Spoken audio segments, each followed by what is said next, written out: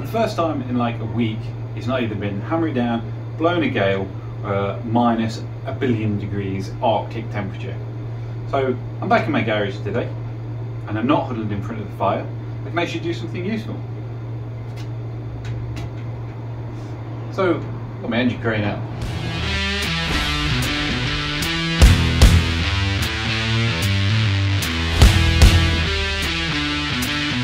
So it's always been in the background in most of the videos I used to do on the old channel, and it was always something that I wanted to keep away from that channel because that channel was never really what this was about. However, now that's ended, I did kind of want to bring you guys into it and show what we're doing.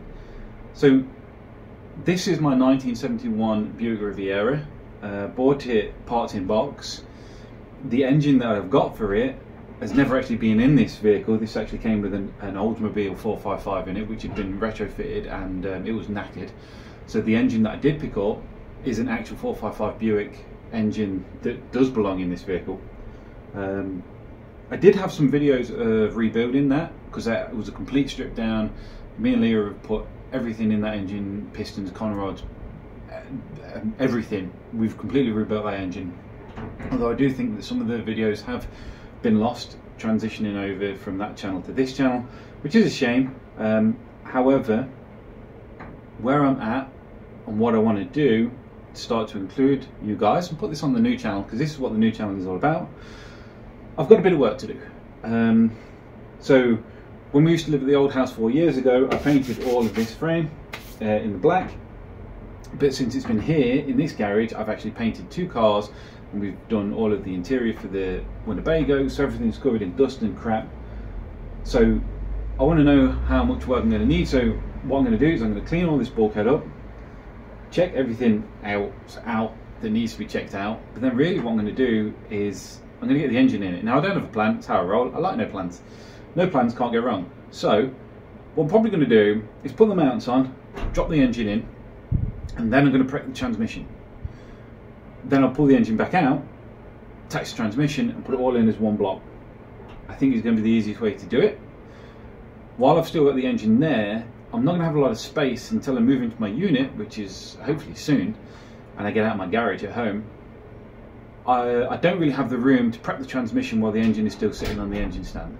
So, to get it out of the way, if I can get that there with the engine crane on, it saves 2 bits of space. I can prep all the transmission, and then I go from there really. So I don't know, like I say, no plan. I'm just going to get into it, clean all of this up, show you around the engine, and then see if I can attach it. And for the first time since 1992 or 1993, I believe, this is going to have a Buick engine in it, or at least have an engine in it. Yeah, that's it.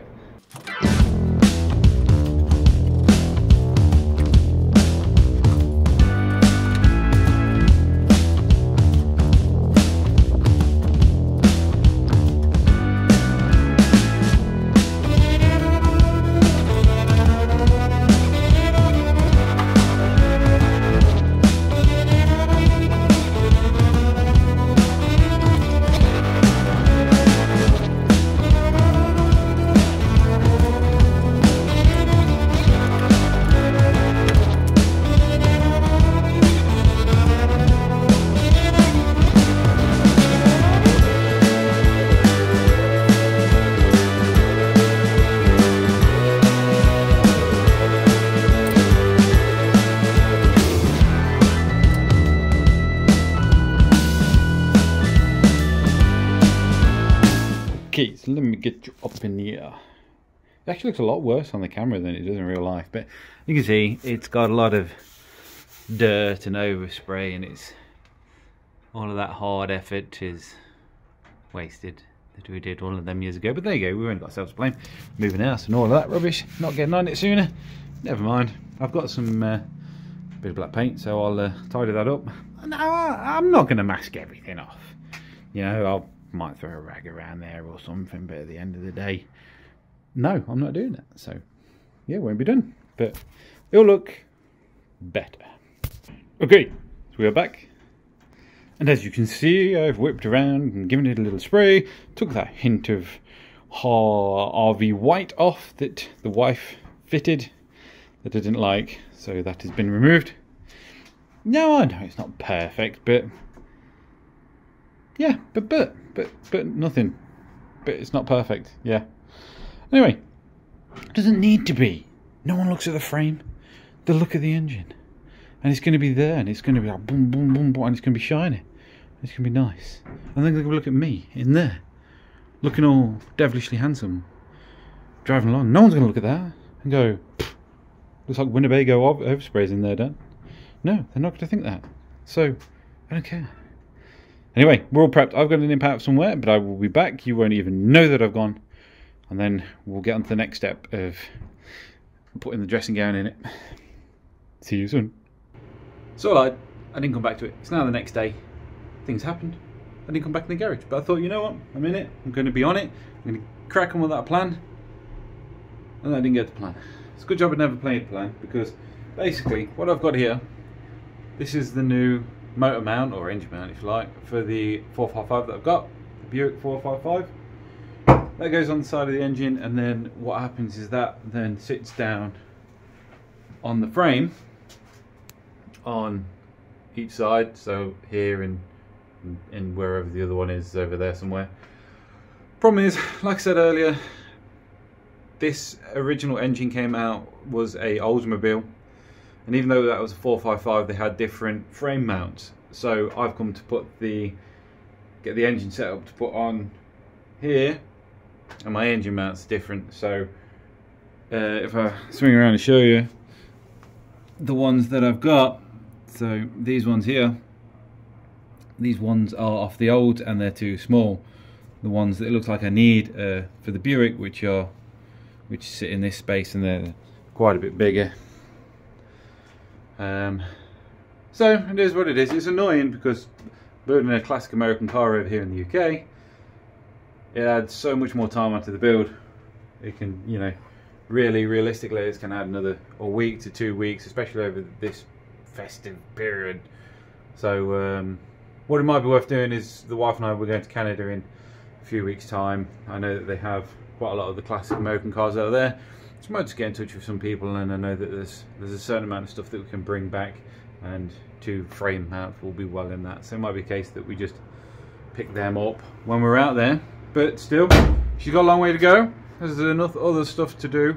To be honest, what I might do is I might fit these Buick motor mounts anyway, and then just gently sit it down on the frame, and then I can still crack on with the plan. I've still got the gearbox to prep, and I've still got all the other stuff to do, so there's no reason it can't gently sit there on Oldsmobile mounts until I'm ready to crack on. It was always the non-plan anyway, so yeah, keep going. Okay, well, I was going to film putting the engine into the Buick, but I needed that much space, and because I couldn't hold the camera at the same time, the tripod was getting in the way and everything, so I thought, you know what, forget it, I'm just going to drop it in. It's going to come out again anyway, because it's sitting on the Oldsmobile mounts. I've managed to turn them around and move them out, and it is actually sitting on the Oldsmobile mounts, as well as the cranes obviously supporting it. But it's got to come out again, because I've got to prep the transmission. I'm going to paint it up. I've got a few seals in it and whatnot. I'm going to try and get away with not having to rebuild that. So you never know, once it's run, once I've got the engine running, if it doesn't drive, I'm rebuilding that anyway. But that's for way down the line. For now, yeah, it will be a case of prepping the transmission and attaching it to the engine and going from there. I was going to put that all in one video, but time has just absolutely ran away from me. And if I try and put that into the same video, I'm not going to get a video out for ages. So as this is a new channel, I really want to start getting things moving. So even if they're just short videos to begin with, and then you know, they grow in length over time, then so be it. We've got some really exciting videos coming up, because obviously I've got a lot of work to do on the Buick, and there's quite a bit done already. We've got a 1984 Camaro that we're gonna have some videos going up at that soon. That we've literally, it's bought sight unseen. I don't want to give too much away, but the engine was, who knows, locked. So it came with 3 flat tyres, and the other one was seized. So we've done a bit of work to that. That's really exciting. And the other thing is we've got the Winnebago, 34-foot Winnebago that we bought.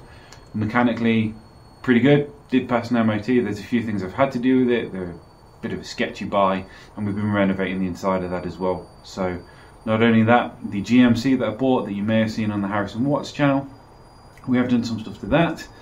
Unfortunately there's a bit of that I didn't do on film, but there's still enough to do on film. Fingers crossed, early this year, as it is now 2023, it's the 1st of January, hopefully early this year I'm going to get into a unit and progress my business, and when I'm not doing the business, I'll be back onto doing these and the channel and recording some videos for you. Hopefully 2023 should be a good year. We shall see. I like to say, don't like to stick to plans because they always go wrong or change. Hopefully will be a good one, but yeah, hopefully you can come along with me and Leah on this ride, and it's going to be good fun. So yeah, we shall catch you in the next video.